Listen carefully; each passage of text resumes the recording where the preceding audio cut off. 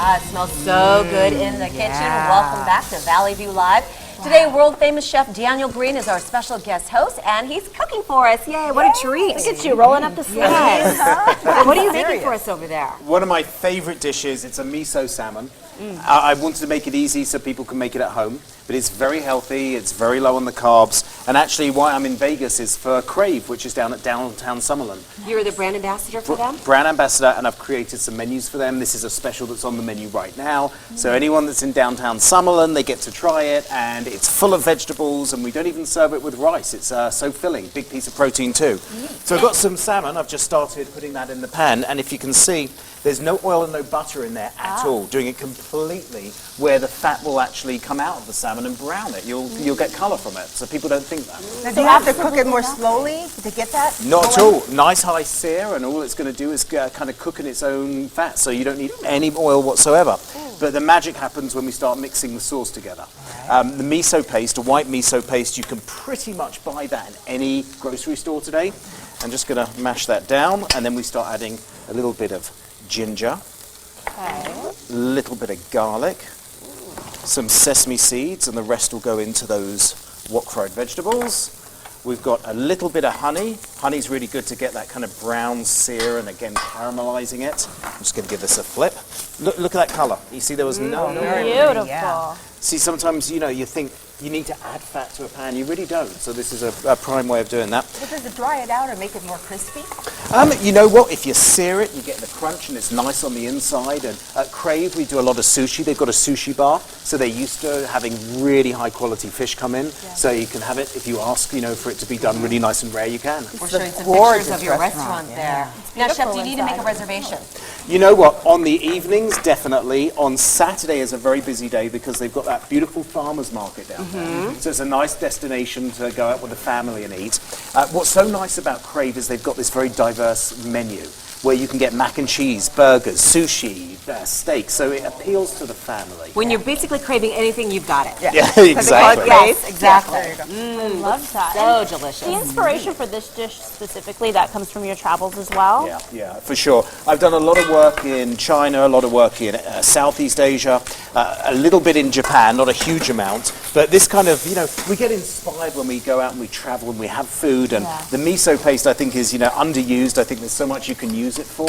It really is just that paste that you have for the sauce, just to put in soup for miso soup. But now you can do a lot more with it. Do you think that you should always have miso paste in your pantry? Is that something that you should, like butter? I would not quite as not usual, like it, but no, but you'll use it a little bit. I think it's a nice thing to have. The one thing I think you should do is have sesame oil in your pantry and use that because oils can be high in fat, even olive oils if you have a lot. Right. But just have a little sniff of that. I have that on my Lazy Susan. Really?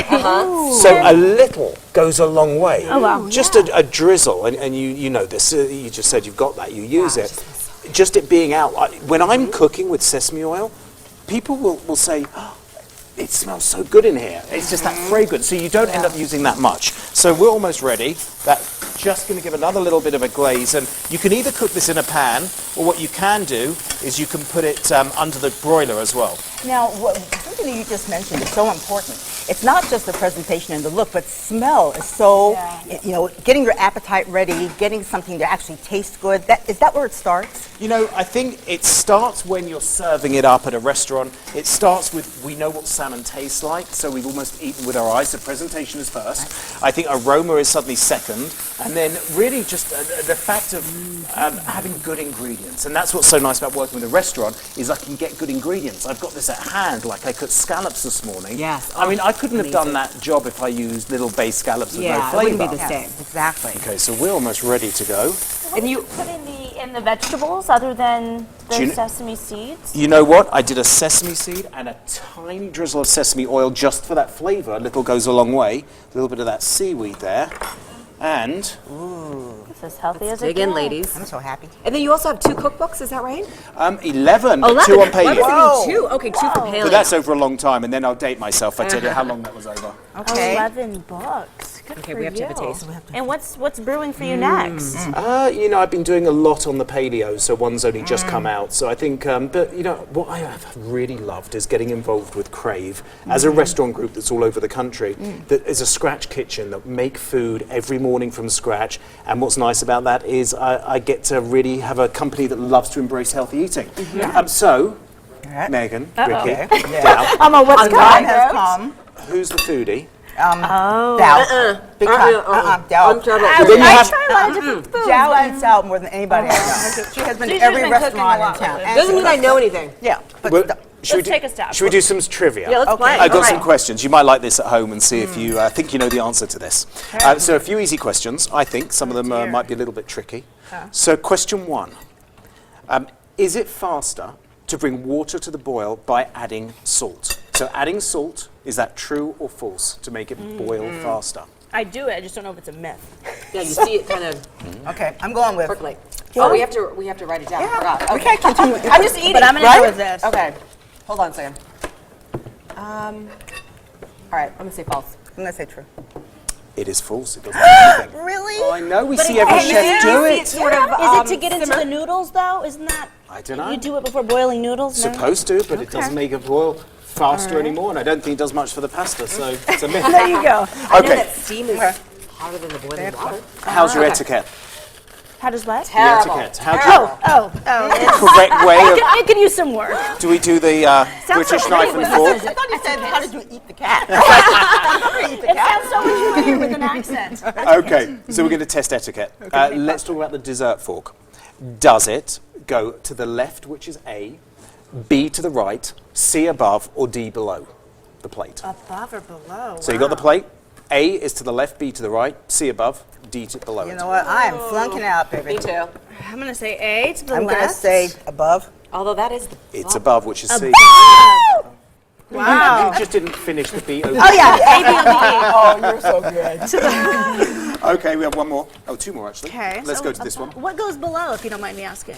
Do you know? Nothing. yeah. There's just your Yeah, trying shouldn't to be anything. visualize it. Okay. God, caught me out there. Let the like, sides "No, down. I Thank didn't mean you. to quiz you." Jumping Yeah. in there. So, which TV chef had a movie based on them in 2009 that was based on their life? A. Rachel Ray. B. Emerald Lagasse. C. Julia Child. Or D. Guy Fieri. 2009. Ooh. Yay. All right. Meryl Streep, right? Yeah. I didn't I see it. love that movie. I did not see the movie. Loved it, loved it, loved it. Can we be a bit tougher on our questions with everyone? I mean, tell me. Do another child. Is it Last, C? Julia you Child. got It's it. C. Okay. Last one, making the perfect pesto, there's one nut that's used. Is it A, cashews, B, pine nuts, C, hazelnuts, or D, pistachios? And if I'm invited back, I'll make them a lot harder. Wait, say it again. A, Caesar cashews, taught me anything. B, pine nuts, C, hazelnuts, or D, you guys cook pistachios? in your Pine houses. nuts, right? Pistachios? Yeah. I'm going to say B, pine nuts. I'm going to say pistachio. Pine nuts. Pine nuts. Thank you, C. 100%. Wait, am I done? Where's my boa? I never win anything.